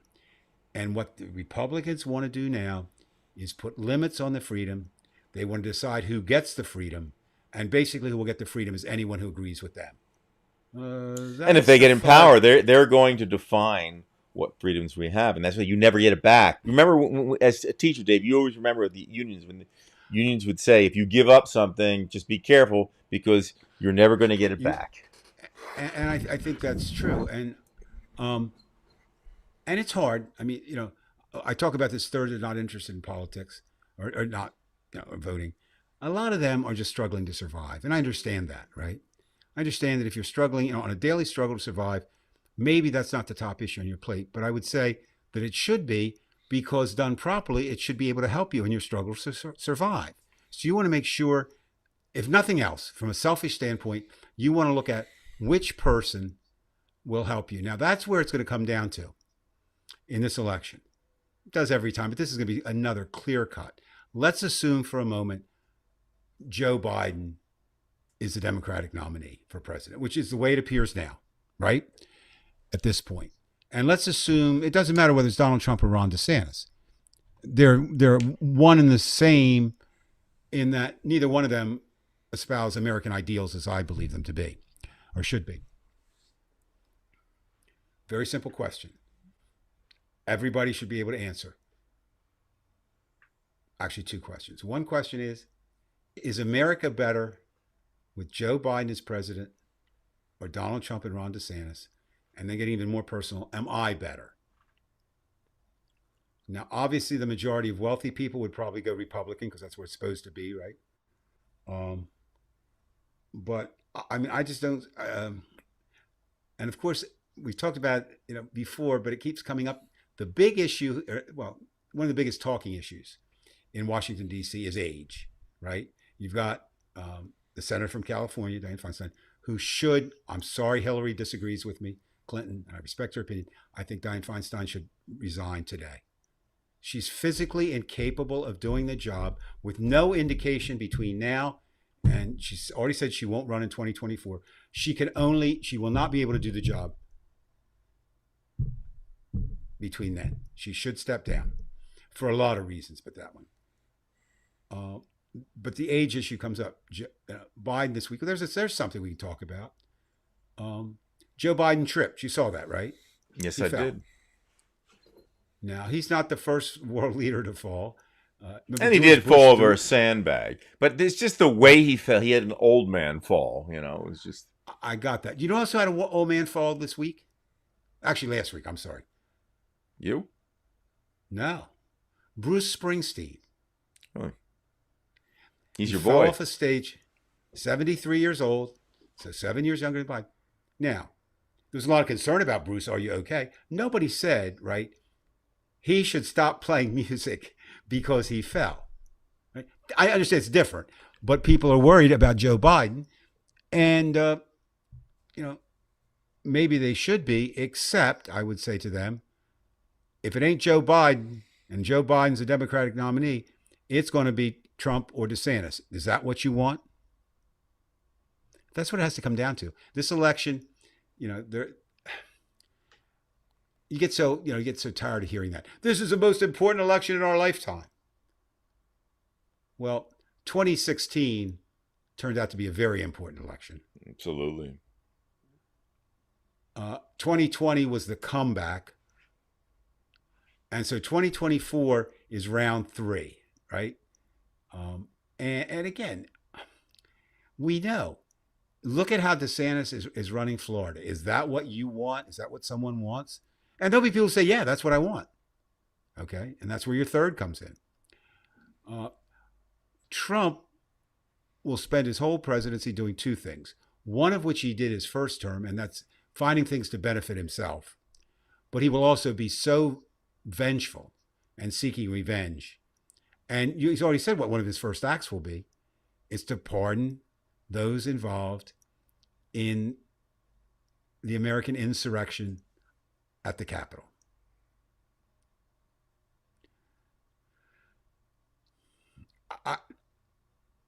The Republicans lose me a lot, but boy, do they lose me when they don't see that as an attempted coup, as insurgents trying to take over the government, and how Mike Pence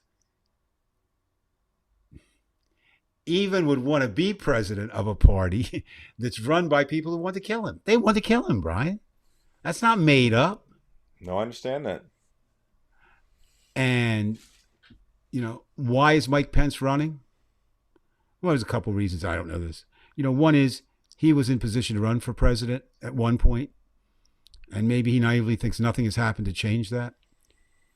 Secondly, he may be, as Ted Cruz believes, he was anointed to be senator by God. Pence talks to God. He's already said he does. So maybe God told him to run. The problem also becomes for the Republicans is this: as more people enter their race, right? What do we have now? 7, I think, are in, right? Because this week Christie came out, Sununu came out, somebody else came out. I think there were 3 more this week, so I think they're up to 7 or 8 running, with most of the focus on Trump and DeSantis. But you've got, like I say, you've got Christie, you've got Nikki Haley, you've got Scott. As more people enter the race, you know who that favors, right? Trump. That's what got him there last time. I mean, as far as the primary, 17 people ran in the Republican primary, and most people thought 16 people had a better chance than Donald Trump to win, based on what they knew at the time of the Republican Party. And he just knocked them down one by one, and they knocked each other out. So a large field favors Trump. Now, does that mean anybody's going to drop out? No. We don't know why. We don't know why people run. We can't even believe them when they tell us. I think some are running. Sometimes you run for president because you can't win, but you want to be picked as vice president. That's one possibility, right? Another is run and get name recognition. Interesting commentary this week about why this pundit said it would be Trump and Biden. They said America doesn't vote on qualifications; they vote on name, and they're the 2 most well-known candidates, and they are, right? They are. One a former president, and one the current president.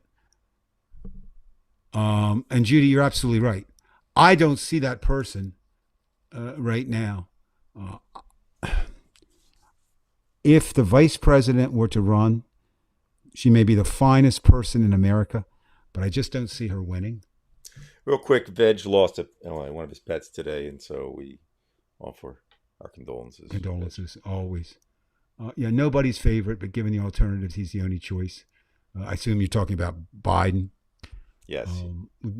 And the problem becomes there isn't anybody who is a second tier, right? There isn't. It's like it's like, okay, we'll use a sports thing. Go Eagles. But Jalen Hurts is the Philadelphia Eagles quarterback. He got them Super Bowl. They lost. But if something were to happen to him, they have a backup quarterback that they're paying millions of dollars to, Mario Mariota, who has been in the league for a long time. Now, he's not Jalen Hurts' performance last year. He's certainly not Patrick Mahomes or any of the others. He's not Aaron Rodgers in his prime or Tom Brady in his prime. But he's ready to step up, right? The Democrats don't have that number 2 that I see.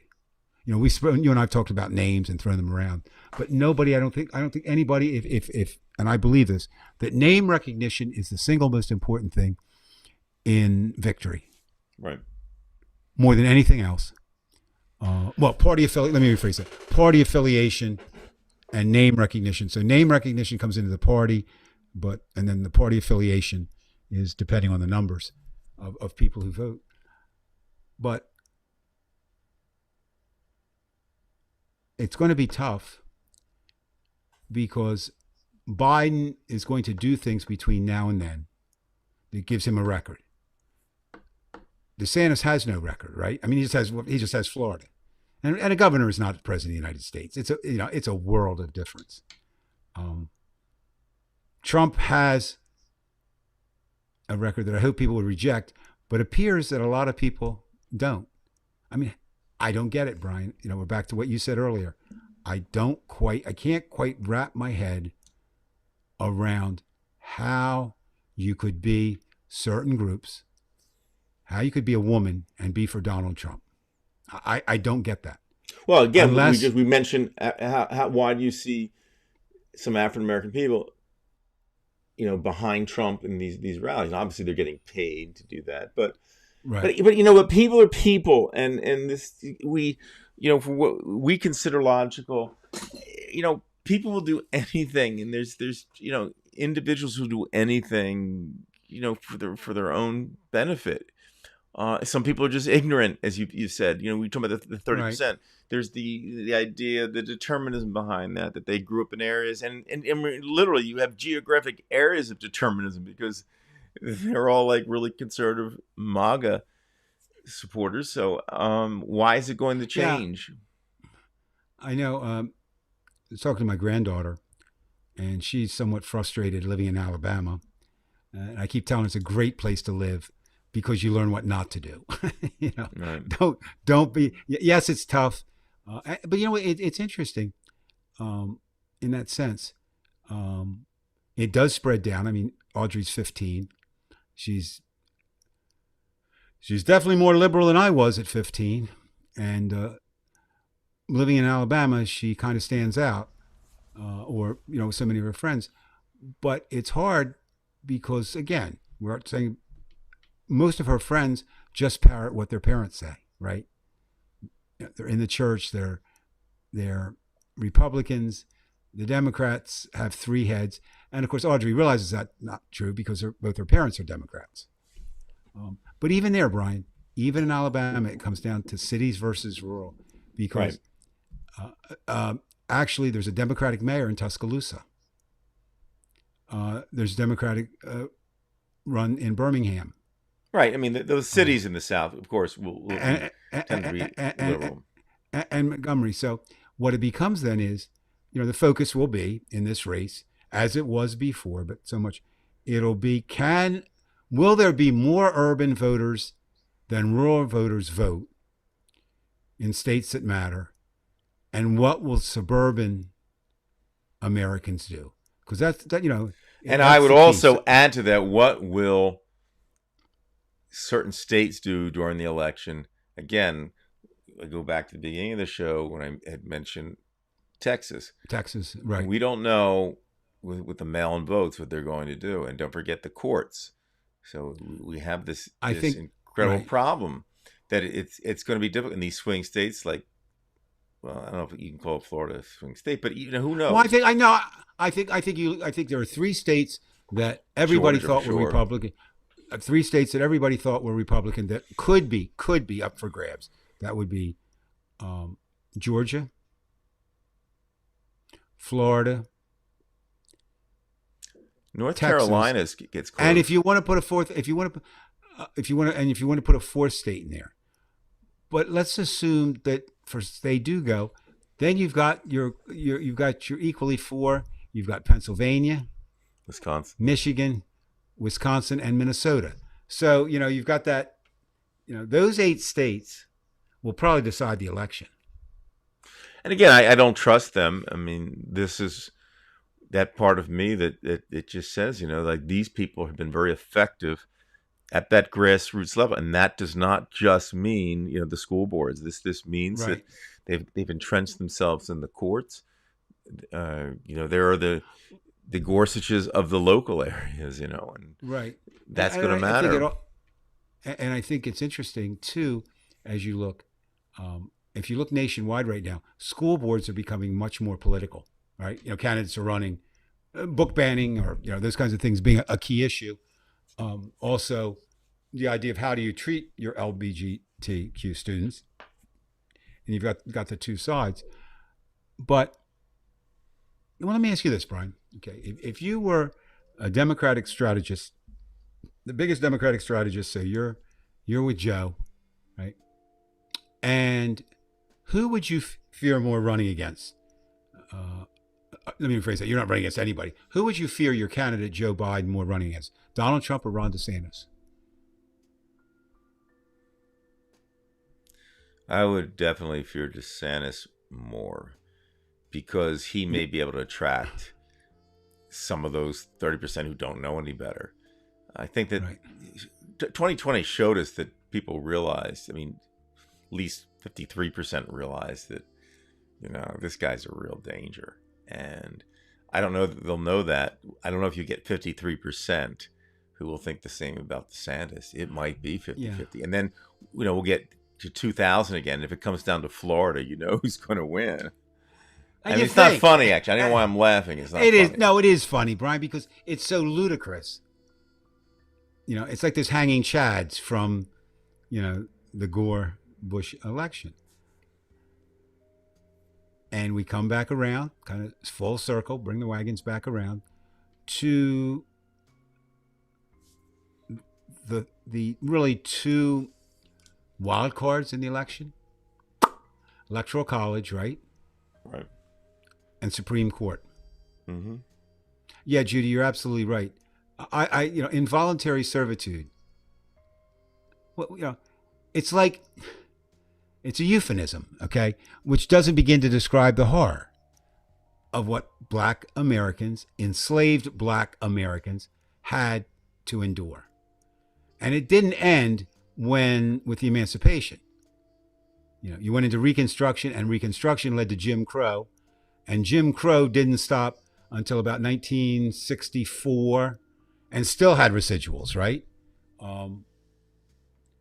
Judy saying DeSantis is intelligent, that makes him more dangerous. I would tend to agree with that, but he's got to beat Trump, so that's good. Trump will, they'll knock each other down. Gary just named a new state. No.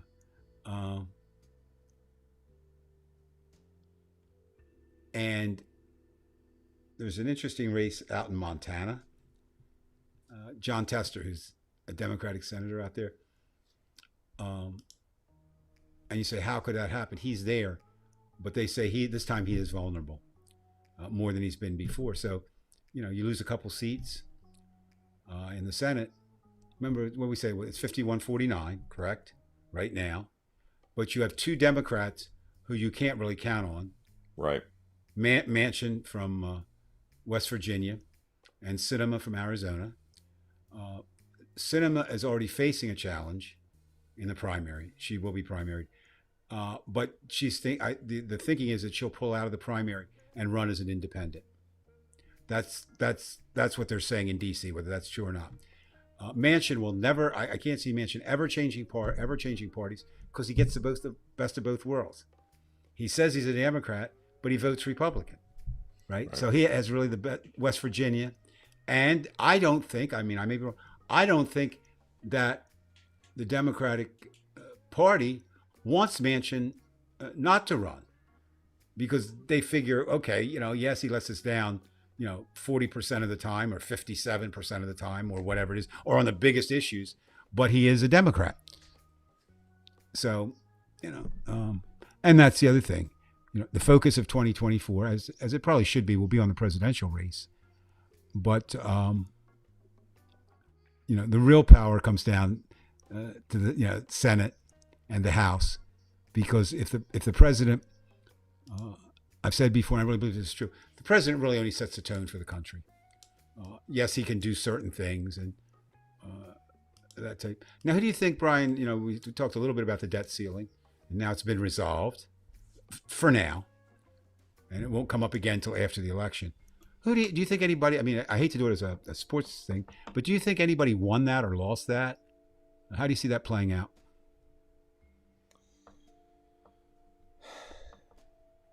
I actually would have preferred that Biden would have gone the other routes that we were talking about the last few weeks.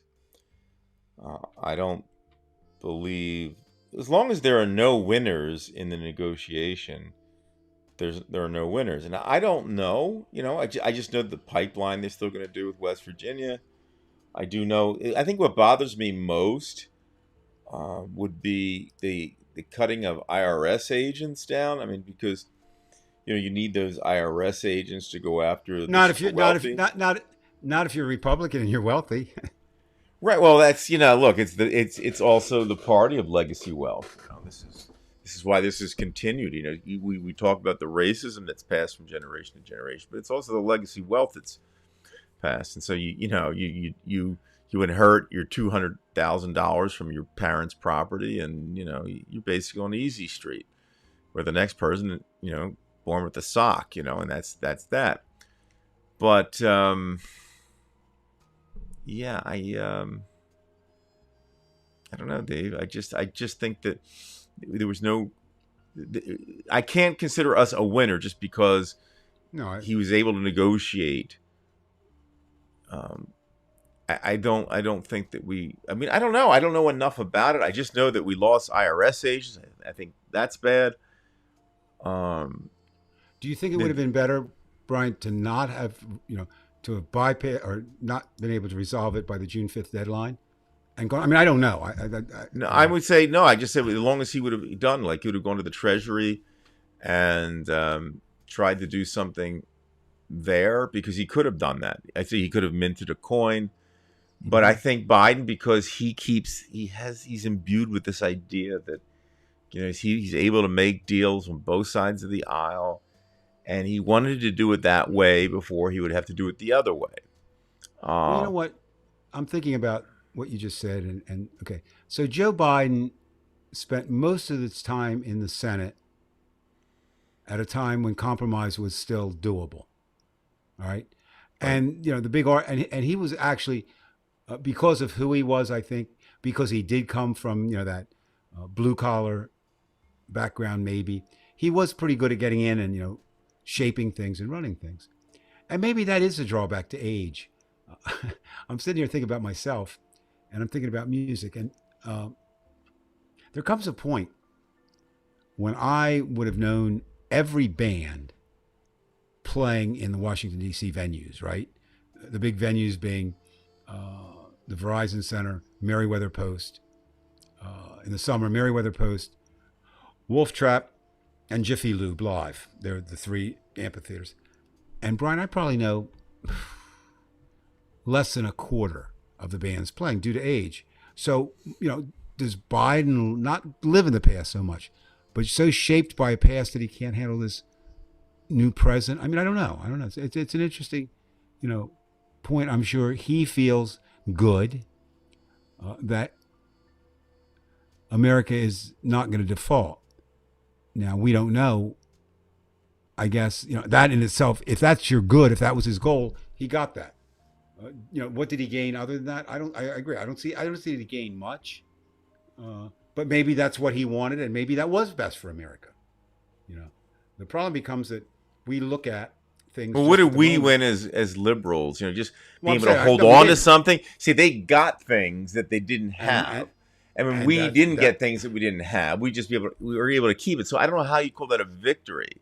It's a pyrrhic victory. I said if Biden's idea of a victory was simply to avoid the default of the United States, or if he looked at it in such a way that he held on to everything he thought he could hold on to.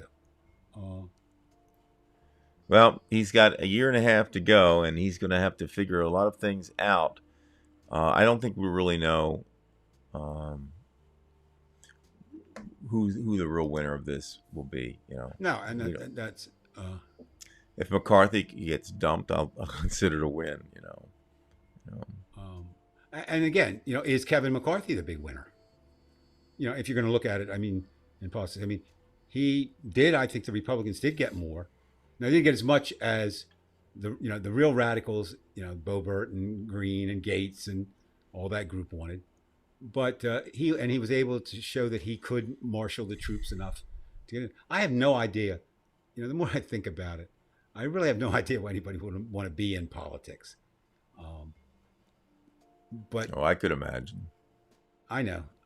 I mean, I'm just saying, but my God, can you imagine? Running for president of the United States, yes, you'd have an ego. Yes, it's something Biden dreamed of it for at least the past 40 years.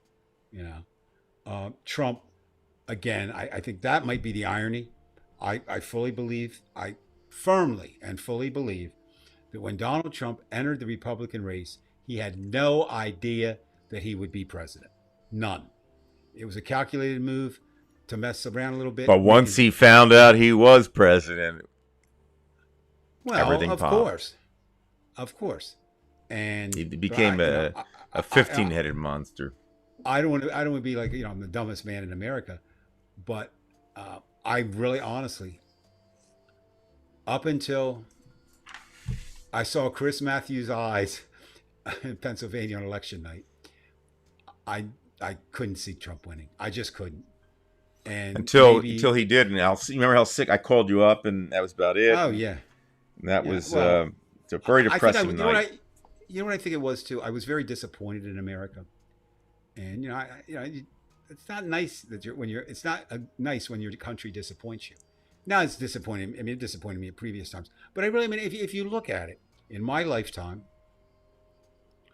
you really did have kind of a track toward progress, and I don't mean material progress. I'm talking about you know social activism progress, right? It really was. I mean, think about 1952 when I was born, and 2015, which was Obama's last year as president. There were a lot of positive movements. Not all, not maybe not enough, but certainly steps in that direction. And from 2016 to today, I don't see that happening. I see a complete reversal of that period from 1952 to Right. 2016. And again, time's running down. We'll be back next week, as my daddy used to say. And we may have a recorded show this week too. Lord willing, and the creek don't rise. We'll be back. But again, just thanks everybody for listening tonight. If you're listening live, thank you. If you're listening later on, Right. what they say, is it live or is it memorized? And please share and like, folks, and subscribe if you haven't subscribed. We've been picking up like one subscriber, which is fine because if we have this show for the next 100 years, we really are. We really are. I mean, we really are kind of a niche vanity show, if you will. Vanity in the sense that we do this without money. That's not because we're vain. I'm just saying the idea is that we want to do the show because we want to talk, and it's more a chance to really think about things for ourselves, and talk, and then get the outside view of the people. And that's why I'm most appreciative of people who put comments, right? Because that really helps drive the show. Tonight, Brian was right. We were talking earlier. He said, "Do you have anything?" And I said, "Yeah, I do," which I did tonight. But a lot of times, really, what makes the show, and one of those nights tonight, getting those comments, and then that gives us something to talk about. So please, for those that were listening tonight, always, and ask questions. I mean, because together, Brian, myself, and you being the audience, hopefully, we might even be able to come up with an answer or two. So I'm done. Bye, Brian. Well, thank you, Dave. Listen, again, I'm gonna cut off, and that'll be it. Again, folks, look out. Maybe during the week, Dave and I will have a recorded show that we'll put on. Usually about an hour long or 40 minutes, special interest show. But we're thinking of doing that every once in a while, and especially during the summer, we're going to do that. So we look forward to that. But we hope to be here next week, and then I'm going to see Dave. I'll actually see you in a couple of weeks, right? Let's see. We actually, which I'll report on in depth, ladies and gentlemen. I will be the correspondent. What is it like to spend an evening with Brian Weinstein? And what I hope is we're going out to dinner, and I hope that he is prepared to pay for my dinner. I think he should, since I'm coming to his. I'll pay for your large fries if you eat them. I might not have. I might say that night. I already know what I'm having there. I'm having the broiled seafood. That'll be okay. All right, Brian. Dave. I'm going to sign off. Bye. Thank you, everybody, and we'll see you next time. Ciao.